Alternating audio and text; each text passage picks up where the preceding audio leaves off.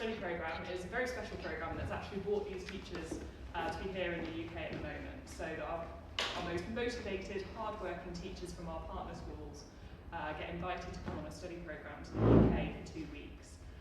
So Isaiah and Magdalena won a competition to be here, and they're actually on their last night of a 2-week trip to the UK, so they're celebrating their last night with all you guys.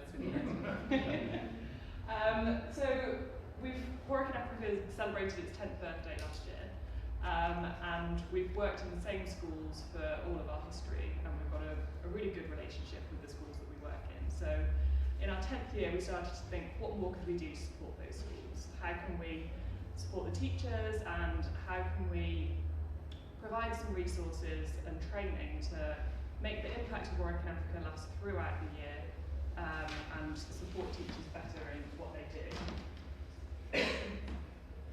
So we worked with our Centre for Professional Education, which is responsible for teacher training at the University of Warwick, and we came up with the Morogoro Professional Learning Project.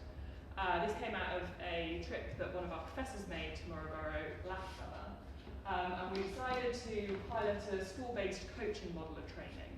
Now this is something new for Warwick in Africa. Our previous masterclasses are very much sort of large scale, getting 200 teachers from around a region together for 5 days of workshops. We wanted to try something more school-based, so that we could directly see the impact that the training was having in the schools that we worked in. So we developed this school-based coaching model of training, delivering workshops and coaching sessions, and training teachers to teach English more effectively, but also to teach in English more effectively, which many of you know is a big challenge in secondary schools in Tanzania. The language issue with the transition from Swahili in primary to English in secondary means that the confidence and ability of teachers to teach in English, whatever subject they're teaching, is often a really big challenge. So that was one of the big focuses of our project. Included demonstrating model lessons, and then a really important element of that was introducing the Bluepoint technology. So we're very happy to have 2 of our colleagues from Bluepoint with us this evening. So we've got Peter and Mike sitting at the back of the room there, I'm very happy here to field any more technical questions. But we met them about 18 months ago, and we're really excited by the technology that they've developed to bring all sorts of fantastic education resources to schools with nothing, basically. So it's a very sustainable solution, which provides a resource box. We've deployed 2 of these boxes into Mathiga and SOAS secondary schools in Morogoro, and on this box we have education materials that are preloaded and they can be used offline. So Bluepoint enables people to access all of these materials through the mobile devices that they already own. So it's not dependent on very large, costly rollouts of lots of hardware. All you need is the box. It comes with a solar panel, so you don't even need electricity if you haven't got it. And you can switch that on, and then teachers and their students are able to access all of these materials through a Wi-Fi connection, but also if they have a very basic Nokia phone, there's FM radio facility. We've got lots of podcasts loaded onto our Bluepoint box, so they can listen to English, which is really important in developing their language skills, or through Bluetooth as well, they're able to access materials. So we were really excited when we came across this, and thought that this could offer an awful lot to our schools. So we worked on developing content to go onto the boxes, and thinking very carefully about how they would be introduced to the schools. Because as we all know, with any kind of technology implementation, the method of introduction is absolutely crucial. So we identified local facilitators. Again, we're very lucky to have them in the room with us today, who we trained up to be kind of our Bluepoint champions within the school. And then they helped us to deliver whole school sessions so that everybody in the school environment was brought up to speed with the technology. Alongside the Bluepoint training, we had 2 experienced facilitators from the university who worked with 20 teachers from 4 schools. So it started off as Mafeega and Sewer, and then another 2 schools heard about what we're doing and asked if they could send a couple of teachers along, so we said fine. And they ran 4 days of workshops based at Sewer School, and the Warwick in Africa student volunteers were able to backfill the lessons of the teachers who were attending the training. So the teachers at the training, the learners of the teachers at the training weren't missing out. They were still receiving lessons. And then at the end of the week, we held a big joint meeting for all staff so that they could be introduced to the Bluepoint technology and trained on how it works. The focus of the workshops was around behaviour for learning through positive language, building on staff strengths to empower teachers, modelling the coaching process so that the teacher coaches could then replicate that and take that forward. So we were very much focusing on a trainer model of the people who were actually in the workshops with us, building up their capacity to be able to continue the professional development within the school going forward. Including school leadership, I think, was a really important part of what we did. Whilst the head teachers weren't actively in the workshops, our facilitators reported back to them at the end of every day to explain what they did and make sure they were on board with the kind of techniques that the teachers might be trying out going forward. And then obviously a big part of that was including introduction to the technology. So this is Professor Des Hewitt, who's the academic from the university who was involved. And I just wanted to share this photo with you to show you that it was very much a participatory style of workshops. So we wanted to make sure we were benefiting from the knowledge of the teachers and sharing learning rather than just coming in and telling them how to do things in the UK, because that's not always applicable. It's very different classroom environments in Tanzania. I'm sure many of you have visited a Tanzanian classroom, dealing with huge, huge class sizes.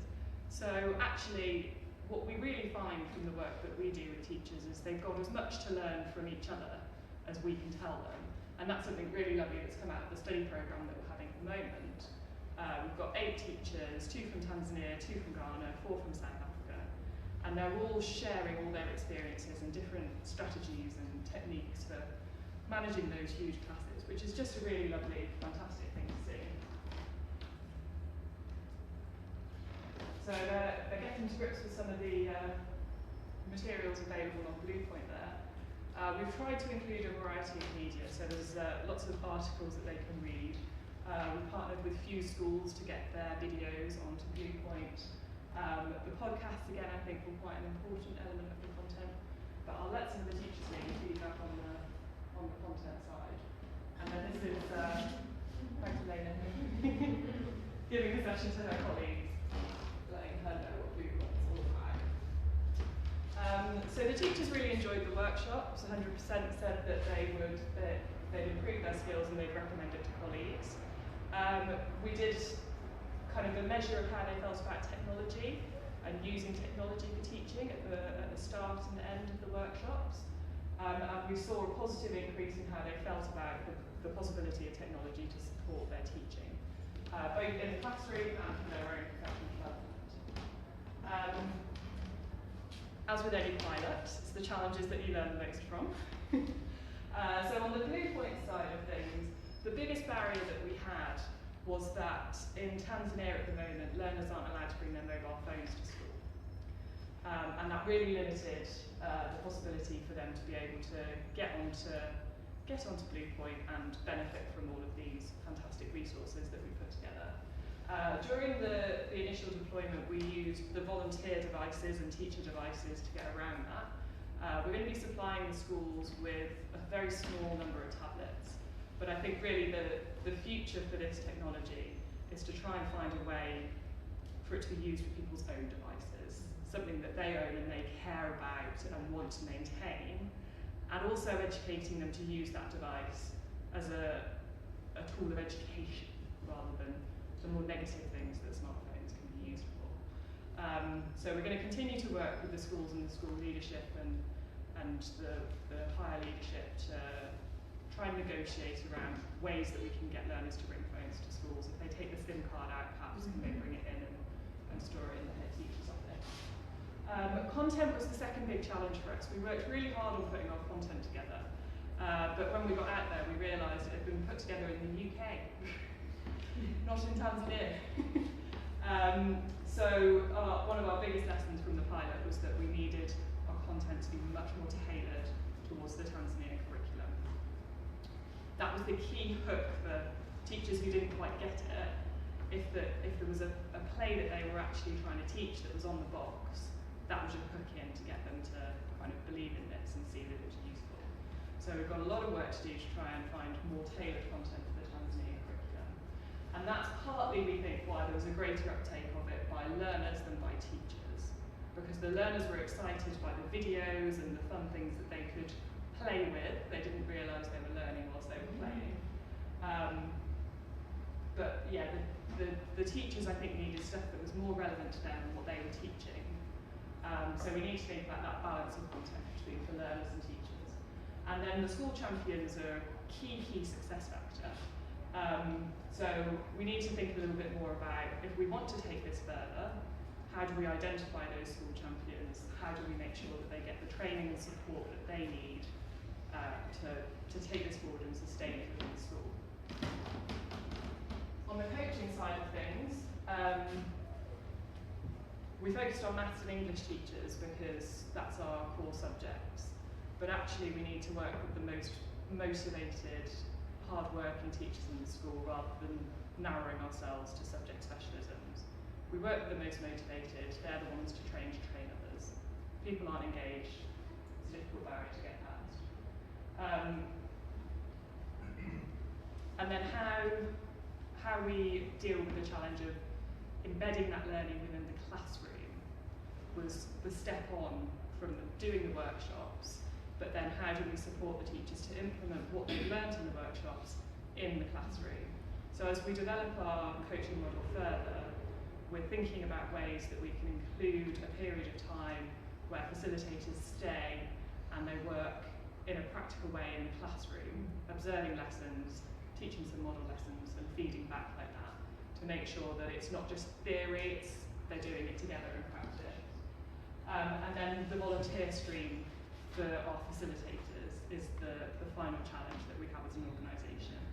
So who are those volunteers that are going to be running these workshops? Quality of our volunteers is essential. But then also what do we give them? So one of our biggest challenges around teacher training for Warwick and Africa is, do we recruit an expert and get them to design a programme and deliver it? Or do we design a programme and then recruit excellent facilitators to then deliver it? And the challenges between, it's two quite different options. And there's advantages and disadvantages with both. If you want to scale, sometimes you might need a preset programme. But then if you want to be flexible and be able to adapt to what you find the needs of the actual teachers you're presented with are, and the strengths of the volunteers, then that can be quite rigid. So that's another thing that we're thinking about going forward. So what's next from our point of view? We're going to take all the lessons that we've learned from this pilot, and we've secured funding to be able to roll this out in Mtwara, which is another one of our locations. So we're going to be trying it there next year and implementing everything that we've learned, both from the Bluepoint implementation but also from the teacher training. But before we can do that, there's a lot of work to be done. So we're looking for support on the content development, people that we might be able to work with to help develop that. So if anybody has any contacts or expertise within the room, then we'd be really interested to discuss that on how we can get our content spot on for next year's pilot. And then taking on board insights from other technology implementations. So where does it go from here in terms of the support and making sure that these resources are still used? And in a very similar thread on the teacher training side of things, how do we support them to continue the learning and continue learning from each other? So that's where we'd like to take things next, and where we've got to at the moment.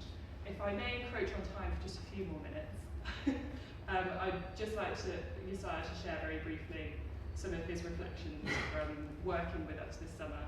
Because it's all very well and good me telling you what we did, but Isaiah was actually there. So if you would be happy to just share some of your reflections, I'd be most grateful. I hope you are all doing well. Thank you so much. My name is Isaiah. I'm a teacher at SOAS Secondary School in Tanzania, specifically Morogoro. I teach from 3. The age range of my students is from 16 up to 19. I was privileged to be amongst the teachers who received training for 1 week on how to handle our students in a way that would result into good results or lasting improvements of our students' academics. Then in a week that we received the training from Professor Des, we had received positive insights concerning how to be positive when dealing with our students.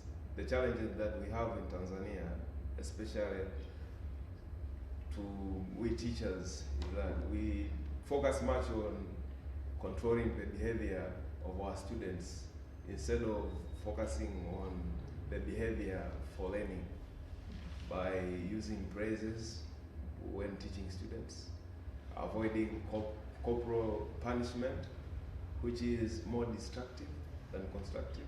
Then within that week, we were able to be transformed in terms of dealing with our students. So the other thing that we benefited from that one week seminar was the introduction of Blue Point as shared by the program manager. From that week, we came to realize that there is a need to be positive when it comes to employing technology to be part of our lessons in order to interest students, also solving the problem of the shortage of materials like books and other things in teaching. So through the introduction of Blue Point, I myself, together with my students, the lessons that we teach now are more interesting because students themselves, in spite of having negative perception of technology in learning, now students are able to attend our lessons, also participating more during teaching and learning process. Also, we had a chance to discuss a number of approaches that are useful when it comes to learning. The great mess that we as teachers we are trained in colleges, but when being trained in colleges, our focus is more on marks and then forgetting on good aspects that are required for a teacher to master in order to be able to deliver the desired content to students. So that week, 1 week seminar enables us to be aware of other approaches which are useful when it comes to teaching. Although there are certain challenges, as Madam also said before, the thing that we have to do now is try to upload in the boxes materials which are in agreement with our curriculum, which of course is something which is supposed to be communicated to all individuals who are in charge of doing that. Also, WAWIC in Africa has helped us much through the volunteers who come to our schools to share with teachers in terms of teachings and also helping to solve the problem of having a lot of students in classrooms. So their presence helps us as teachers in terms of sharing their ideas based on the way we teach and how best we can teach. Also, we have been receiving support receiving financial and moral support through the program, also through volunteers who devote themselves in amending chairs, also buying books for our learners, and providing additional materials in case learners are in need. Bearing in mind that most of the families are originated in, their families the students are from families with poor economic backgrounds. So their presence is a blessing to both students and teachers by sharing the resources that they give us in order to push our education ahead. Then lastly, I would like to thank everyone who is willing to support the provision of education in Africa, insisting that education can be the better way to enable our students to escape from poverty, which have been affecting their families for a long period of time. So I myself, amongst my life purposes is to impart education and also produce better graduates who will fit in their societies. So from that point, I would like to say thank you for everything. Also, may God bless you for everything that you have been doing. Thank you so much.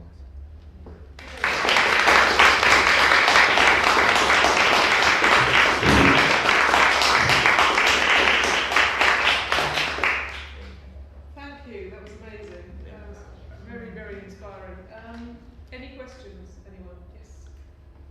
Just quickly put myself in context. I'm a very recently retired teacher in a British school, and I'm so interested in what you're saying about the coaching and the value of just getting together with other teachers of a certain standard and sharing good practice. I was part of some research that my school did, and it was published by the National College last year, on the effectiveness of that in British schools. You know, two heads on a specific problem, how to solve it, and so on.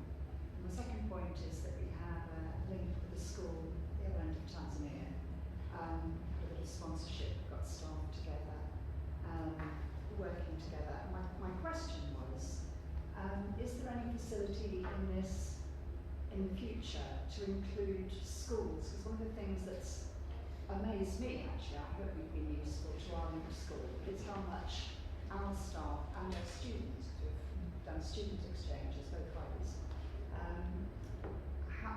the potential in that, just hearing, for example, talking about mobile phones, it's supposed to happen, we've got them too, there's a huge potential for the staff to teach and learn each other, and the students too. Unfortunately, I'm at the wrong end of Tanzania, and as I expect it depends on more sponsorship from somewhere. If ever you're interested in exploring that further. So school partnerships between UK schools and Yes. our partner schools. Yes. Yeah. So if, for example, just putting staff together, obviously the coaching within countries seems to work extremely well. It certainly works here. I know our link school share good practice with other schools, but also potential. Many schools have links with schools in Africa. There are various linking facilities, not always good, but the potential there for both sides to learn is huge. And a little money can go quite a long way. Yeah, we have sort of informal school links. So the way that Warwick and Africa is set up, Warwick's kind of the partner, because we're such a big institution. We can handle partnering with 27 schools, and we know them all pretty well. But actually, the volunteers who take part in our masterclass program in the kind of volunteers who are starting to facilitate programs like this, they're often teachers themselves, and we recruit a lot of teachers through our alumni network, so people who have been to Warwick and are now teaching. They come on board with us, and then they're always very keen to link back up with people that they've worked with. So through the Warwick Study Programme, the teachers will go and visit the schools of teachers who have been out and facilitated workshops with us. But actually formalising that link and taking it a bit further into a twinning partnership, I think would potentially add a lot of value, and it's something that we're quite keen to develop. Okay, yes, over here. Just be interested in helping with support for content development, because we're also looking for that for the school as well. There's more and more going online within Tanzania itself, and it's far better if it's written by local people for local people. And we found that Shield Direct, I don't know if you've come across that, but that's getting a lot more by way of resource. Found a website called Tanzania Online Virtual Library run by Mbeya University, and that's got textbooks for most of the forms 1 to 4 subjects. And so there's a lot of stuff that is great, but there's also other good stuff like Khan Academy in Swahili, but it's about curating it. And the more we work together and sharing ideas on that, the better it becomes. So be interested in helping. Yeah, perhaps we can pick that up. Absolutely. Will you put those links in the Facebook group, please? Me? I'm not on Facebook. You can email them to me and I'll have to get on Facebook. I think you That's have to my be on mission Facebook. tomorrow. I better warn my kids first. Yes. I wondered if any of the teachers who have taken part in the programme would be willing to share their experience with other teachers at schools who aren't involved in this programme.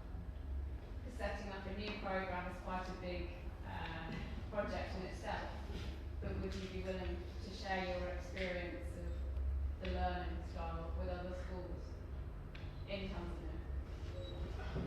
Yes. Great. Thanks, Suzanne. And perhaps some of the training materials and so on, are you able to share those? Well, the materials that are on Blue Point, I have to check with these guys at the back, but they are online, so I can send a link around those. But I think actually just picking up on that, teachers then going on and doing things themselves, that's kind of what we're really aiming for.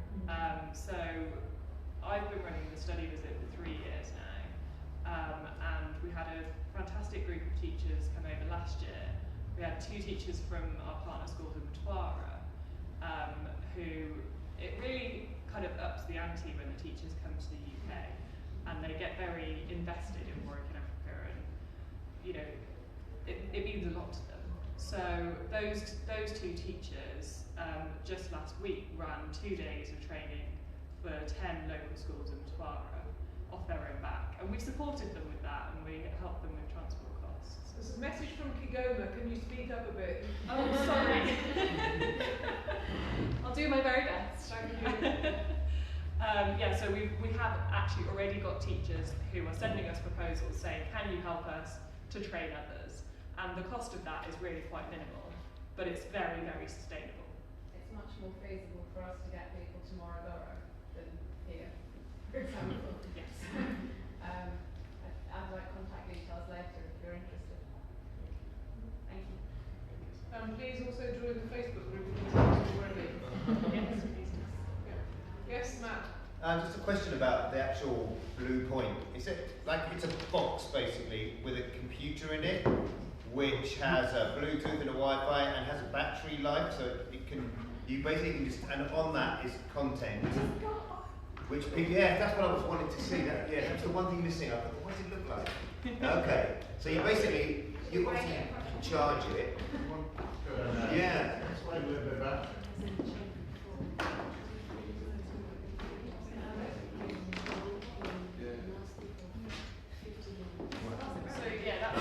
That's what the box So is. then once it's in your school, Yeah, put it on the video again. Yeah. once it's in your school and you're within a certain certain range of it.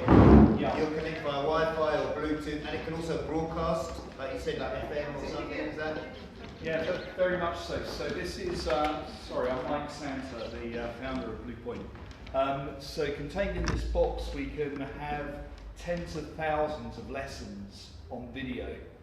And we adapt all of that material so it's available both on smart devices, so on Wi-Fi. So it's possible to actually get the material onto computers, onto screens, onto tablets, onto laptops, but also onto really basic phones as well, the old Nokia feature phones. So we can get videos onto those feature phones so people can actually look at it in school but also take it away. And the really unique thing is it's free of airtime costs. So there are no data costs that are needed for this. And it's also faster than 4G speeds as well. So I don't know if your guys were blown away by the speed of Bluepoint. Sorry, that's a leading question. It's fast. We can switch it on and you can have a go on it later on if you wish. And we've got the Warwick in Africa material on there. But it's also really low energy, so it only takes 6.5 watts. You can power it by photovoltaics, by solar panels. The battery in there will last for 15 hours without charge. And really the whole essence of this is that we're wanting to empower the devices that people already own, so we're not into issues around security and charging and these sort of things. We're wanting to empower those very devices that they already have in their pockets to do what they can't yet do. So uniquely we can get a website, a web page, onto a phone that doesn't have a web browser or internet connection even, and people can digest that material. We can convert static text of a web page automatically into audio, so people can listen to that material over FM radio. So on one box we can have 100 concurrent Wi-Fi connections. We can also support 60 Bluetooth devices connected to the one box at any one time. And theoretically, an infinite number of FM radio listeners within there. And we found some situations where people teachers are using their wireless radios to actually broadcast lessons in audio from Bluepoint in their classrooms, and also then enabling students and learners to take them away. And I think one last thing I'll leave you with, sorry, I didn't mean to run ready to do apologise, is that because Bluepoint is a walled garden, we're not offering general internet connectivity here. You can connect to the internet with it and update the content and get the statistics, and which gives great visibility on the ground on what's actually happening. But because it's a walled garden, it means that the issues of distraction aren't there for our learners, that they're focused on what the school and what the curriculum and what the programme wants to deliver in order to improve educational outcomes. And that's absolutely critical, and we've seen schools in South Africa in particular actually adjusting their policy in terms of bringing their mobiles to school, because it's walled, because it's not a distraction, because the educational outcomes of allowing their students to access world-class materials in STEM subjects and other subjects is just so profoundly significant. So hopefully that answers your question and more. It sounds absolutely fantastic. How much is a device like this? That's a jolly good question. We actually priced it up. We're a for-profit company based out of, we're a spin-out from the University of Southampton in the UK. And we're a for-profit company, but with a social heart. So our aim is to actually, I know it's an oxymoron, but there we go, we live in a complex world. The reason we're for-profit is that we want to be sustainable and we actually want to be scalable. It's our vision to impact the lives of 20 million people in 20,000 communities by 2020. And in order to do that, we need to have a commercial model to actually scale that through, rather than relying on philanthropic giving. I've advised Gates Foundation for the last couple of years on appropriate technologies to use in development, and I see the waning of philanthropic giving, you know, and actually building sustainability around there is a real issue. So we're exploring other different models for that. So in answer to your very simple question, how much is it, Mike? The price, we actually at the moment price up per project. So for projects where we have a reasonably low touch, where we're curating the material, but Warwick and Africa are actually deploying it, you know, in situ. The boxes for 1 year's programme we supply 40 we in the Warwick in Africa.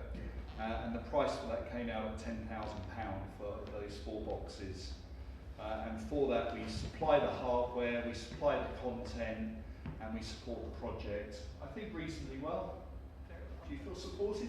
Do you feel supported? We support it brilliantly for that year's process.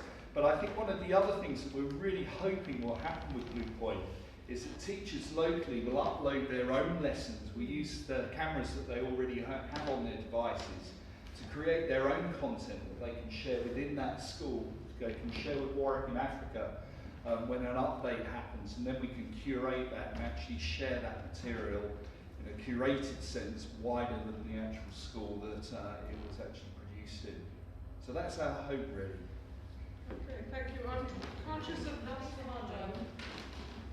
You're conscious of time and you're desperate to answer. How big's the hard drive? The hard drive on there is the one in that box is 128 gigabytes. We can scale that up to 4 terabytes. But what I've not mentioned due to time is that we've got a whole back-end system on here. So we actually optimise, condense down, and make sure that everything that goes on there is optimal for the devices. Are you rushing off at the end? We are going to get probably kicked out of this room in about 15 minutes. I'm hoping that many people might want a drink afterwards in the SOAS bar, in which case we can carry on talking, but I don't know if you're rushing off there. No, I'm very happy to hang around and answer some questions for sure. Sorry? I'm just conscious of Jackie's still got to present. Sorry, Jackie. Brilliant. Okay, sorry. Last but not least, I'd like to hand over to Jackie. Thank you. Right. I've just handed out some cards. I do have a presentation, but I thought it was going to be here and it's not, so I didn't bring anything. But I'm going to just talk to you because you've already absorbed a huge amount of information. I've got connections already with Blue Point. I did talk to David about the project that we've got, but our project is interactive. So people are not just receiving content, but they actually have to put content in. So we might have a revisit of that conversation. I also have been extremely supported in the project I've been doing by Kamara. And just to give a little bit of information, I'm the director of online training. It's a company that's been running for about 8 years. We were originally working as part of the Department for Education.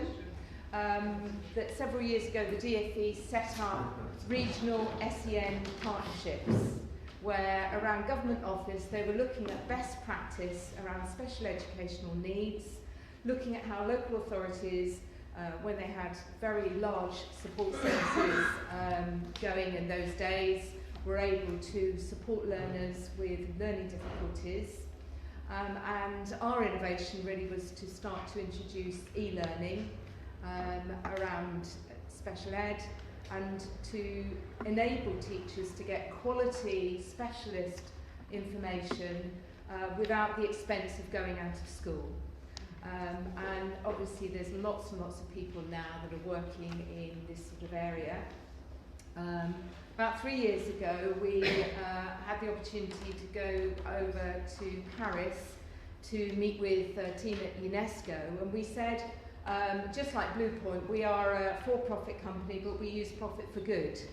So we produced free materials and we wanted to see if there was any opportunity for us to share our special needs courses, and I've already picked up, we have a whole course on managing positive behaviour, so that might be of interest to Warwick. It's all written and you've got lots and lots of videos and all that sort of thing. And they said, well, special educational needs, we're not there yet. Really, the issue is about getting quality teacher development. I was at a conference with them this summer looking at the use of contract teachers. So with the success of the Millennium Goals is that there's so many more children in school. I mean, millions more children in school in Africa. There's a huge demand for teachers. There's a very poor opinion of being a primary school teacher, and there's all sorts of pathways into teaching, but there's a lot of people that aren't really trained. So they said, would you please focus on general equipping of teachers? So we have a course called Effective Teaching and Learning, which is based on the Sutton Trust Toolkit, which just looks at general theories of learning, how children learn, how teachers can be most effective in supporting learning, giving quality feedback, producing reflective learners, using assessment for learning effectively. I mean, Pixel team here, they live and breathe this stuff. I'm part of a Pixel school, I'm a school governor, and we're absolutely thrilled with the sorts of supports that are in that kind of service now. But so we said, yes, we've got some content, and then they said, oh, by the way, no, we haven't got the internet and we haven't got computers in schools. So we went away from that meeting and said, okay, but what have people in Africa got? And they have got this. So this is, as got your name? Mike said, you know, it's a Nokia, less than 10 quid for this phone. Obviously it would cost more in Africa, but it's got a web browser. And so what we have done is we have come up with a very small program. It's 400 kilobytes. So work on this sort of phone, work on this, work on a computer. It's actually a web browser, it's not an app. So we've gone to have the lowest common denominator in terms of the phone, because we're aware of airtime costs, which is why I had the conversation with Bluepoint. We wanted it to be entirely free at the point of use, but I'm afraid an airtime is expensive for people, and actually you don't always want people to spend their money on airtime when they could be buying food, etc. So anyway, we progressed. Kamara gave us some fantastic feedback. We basically come up with an algorithm which is based on the hierarchy of learning by Herring, which looks at how do children learn and how can teachers teach. So it's looking at accuracy, frequency, and then practice to enable learning to become embedded for children. We also found out through our research that there's not an awful lot of reflective practice going on. So Josiah was saying that when you train to be a teacher in a lot of African schools, you just get content. You're taught what to teach, not how to teach. And of course the focus in the UK is very, you know, we've got so much content at our fingertips. It's much more about how you teach and how children learn and how you sustain learning so that they can, and how they can improve. We're always talking about learning outcomes, we're always talking about levels of progress in this country, and we've got all sorts of means of being able to do that. So we've taken that idea of enabling teachers to write SMART goals, okay? So I'd like you to have a go. We've given you the web address. It's thegoldenteacher.net. We've called it the Golden Teacher because it's got 3 levels: bronze, silver, gold.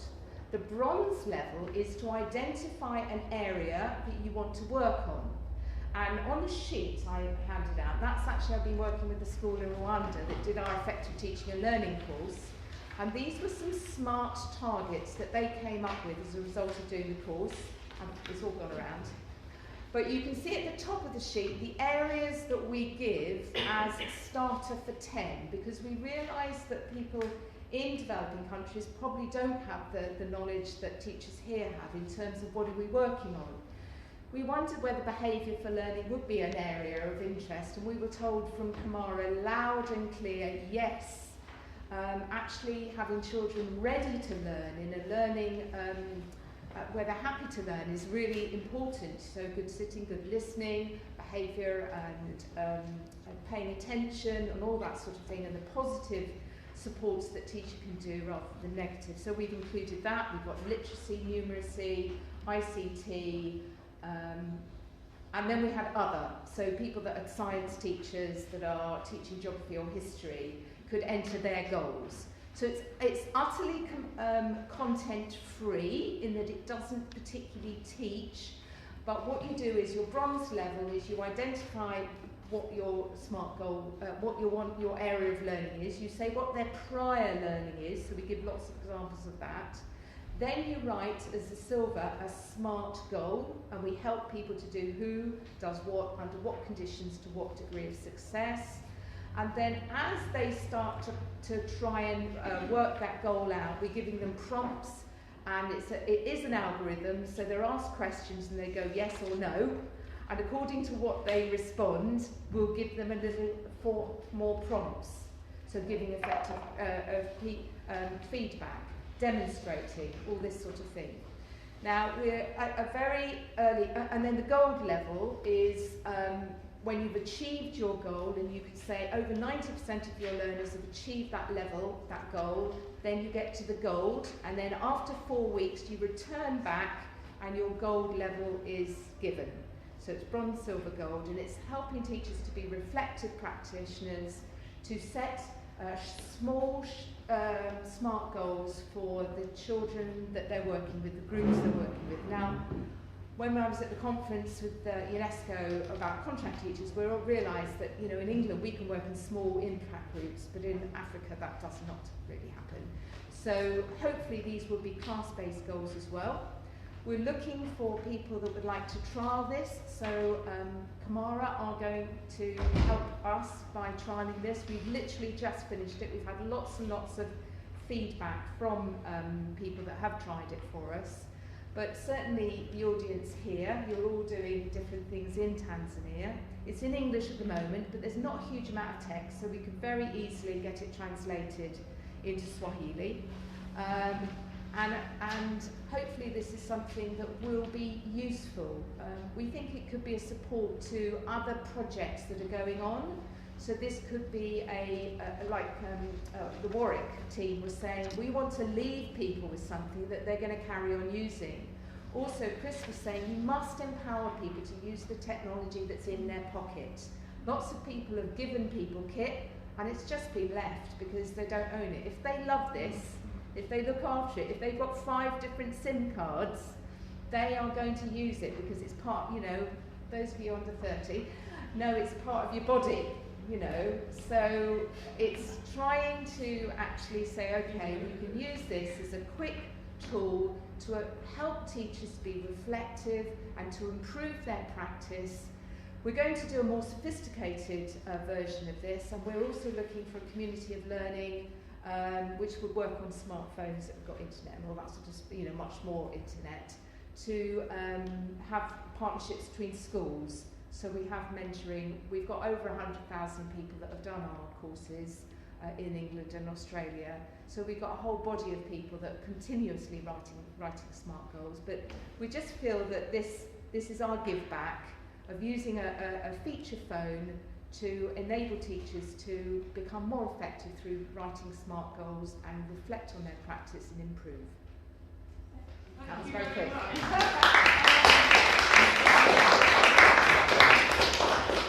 Apologies, I'm really conscious of the time, and we only have this room until 7, which is in about 4 minutes' time. Okay. But I'm really hoping that many people will want to have a quick drink at the SOAS bar just around the corner and carry on talking. So if that's possible for some people. Otherwise, please do postings on the Facebook group. Now, our next meeting is going to be on the 23rd of January, and it's going to have a maths focus. So we really hope to see a lot of you at that. And if you've got any, all the presentations will be on the Facebook group if they're not already, plus hopefully the recording of today. So do anybody who has an interest in education in Tanzania, please invite them to become a member of the Facebook group and contribute and share resources, etc. I would just like to make a very quick plug to the mapping project, which people who've met me before know about. So this is a way to try and get rural Tanzania on the map by a combination of people tracing things from satellite images, and also people on the ground with a smartphone can win 100,000 shillings a month. Please tell all of your colleagues by a free smartphone app called Maps.me that allows you to add points directly into OpenStreetMap. So at the moment we're trying to map the area around the Gumu because we have a safe house there of girls at risk of female genital mutilation, and we really want to get that finished before the cutting season in December. Anyone with an internet connection can help, so please get involved. So hopefully some of you at least will be hang around for a quick drink and a bit more chat and networking. But I'd really like to thank all of the presenters who are all absolutely fantastic, particularly the ones who came from such a long way away. So welcome.